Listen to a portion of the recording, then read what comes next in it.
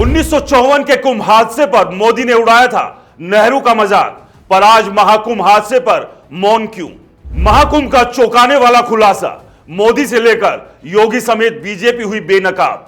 दोस्तों, आखिर ऐसा क्यों है कि महाकुंभ हादसे पर प्रधानमंत्री नरेंद्र मोदी से लेकर योगी आदित्यनाथ तक अव्यवस्थाओं पर चुप है? जरा याद कीजिए नए नए आजाद हुए भारत की उस घटना को जो 1954 में हुई थी। उस घटना को लेकर के नेहरू का मजाक उड़ाया जा रहा था। प्रधानमंत्री मोदी खुद मजाक उड़ाते हुए दिख रहे थे। आखिर 2019 के उस चुनावी माहौल में प्रधानमंत्री मोदी ने नेहरू को जिम्मेदार ठहराते हुए उस भगदड़ और हादसे के लिए कुंभ के वक्त का जिक्र क्यों किया था? और जिस वक्त भारतीय जनता पार्टी ने उनके भाषणों को ट्वीट करते हुए सवाल उठाया था कि साहब नेहरू के वक्त में तो यह हुआ था, लेकिन आज जब कुंभ में इतनी सारी मौतें हुई, लेकिन सीएम योगी से लेकर पीएम मोदी तक खामोश है। जबकि अव्यवस्था चरम पर है, सवाल इस बात का है कि इन अव्यवस्थाओं को ठीक क्यों नहीं किया गया, जबकि अखिलेश यादव से लेकर के सारे लोग उस वक्त सवाल पर सवाल उठा रहे थे। अब आप विस्तार से जरा समझ लीजिए दोस्तों, 1954 की कुंभ की घटना, यानी उस वक्त में जो हादसा हुआ, उस हादसे को लेकर और उस वक्त की मौतों पर समय समय पर प्रधानमंत्री मोदी ने नेहरू का मजाक बनाया, जमकर खरी खोटी सुनाई थी। साहब, आज जो लोग पूछ रहे हैं कि खुद प्रधानमंत्री मौन क्यों हैं, साहब आप जवाब दीजिए। 1954 का कुंभ हादसा जिसमें कई लोगों की मौत हुई थी, उसे 2019 में प्रधानमंत्री मोदी ने विवादास्पद बनाया था। यह कहा कि खबरें दबाई गई, नेहरू को बचाया गया ताकि दाग ना लगे। मई 2019 में प्रधानमंत्री मोदी ने उत्तर प्रदेश के कौशाम्बी की एक रैली में इस घटना को पुरजोर तरीके से उठाते हुए नेहरू का मजाक उड़ाया था। पीएम मोदी ने कहा था कि बीजेपी और कांग्रेस में फर्क यही है कि कुंभ कांग्रेस संभाल नहीं पाती, बीजेपी संभालती है। उस वक्त के भगदड़ का जिक्र करते हुए 2019 के कुंभ मेले के लिए यूपी सरकार की तारीफ करते हुए पीएम मोदी ने सवाल उठाए थे। और उस वक्त जो कुछ हुआ, अब लोग पूछ रहे हैं कि क्या 2019 की अपनी बात प्रधानमंत्री मोदी को याद है? साहब जवाब कब देंगे, जिम्मेदारी कब लेंगे? तब तो बीजेपी ने आरोप लगाया था कि उस वक्त की खबर को दबा दिया गया था, जबकि राज्यसभा में उस समय प्रधानमंत्री नेहरू से सवाल हुए थे, जिसके बाद उन्होंने गहरा दुख जताया था। सदन में 1 मिनट का मौन भी रखा गया था, लेकिन उससे पहले नेहरू ने तर्क दिया कि यह अनिवार्य रूप से उत्तर प्रदेश सरकार का मामला है, जबकि नेहरू का जिक्र करके प्रधानमंत्री मोदी ने बार बार उसका जिक्र किया था। अब ऐसी स्थिति में जब आज ये सारी की सारी स्थितियां सामने आई, तो फिर लोग सवाल तो पूछेंगे। और उस वक्त प्रधानमंत्री नेहरू के साथ साथ में पहले राष्ट्रपति राजेंद्र प्रसाद भी वहां पर पहुंचे थे।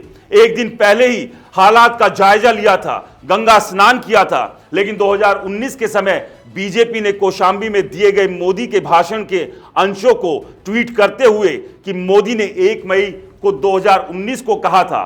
ट्वीट में लिखा गया था बीजेपी की ओर से कि जब पंडित नेहरू प्रधानमंत्री थे और एक बार वो मेले में आए थे, तब पंचायत से पार्लियामेंट तक कांग्रेस की सरकार थी।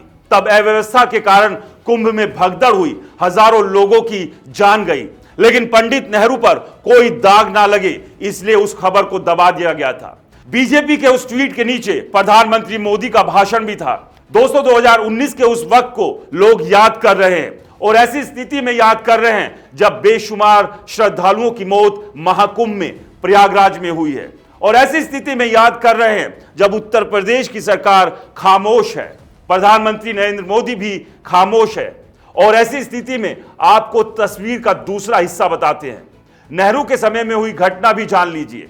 उस घटना के समय हुआ क्या था? 3 फरवरी की तारीख थी, 1954 का वक्त था। इस पर नेहरू ने राज्यसभा में उस वक्त को जो भगदड़ मची थी, उसके जवाब में कहा था कि मैं उस स्थान पर मौजूद नहीं था जहां त्रासदी हुई, लेकिन उसके बहुत ही नजदीक था। उस अवसर पर नदी गंगा के दोनों किनारों पर लगभग 40 लाख लोग मौजूद थे।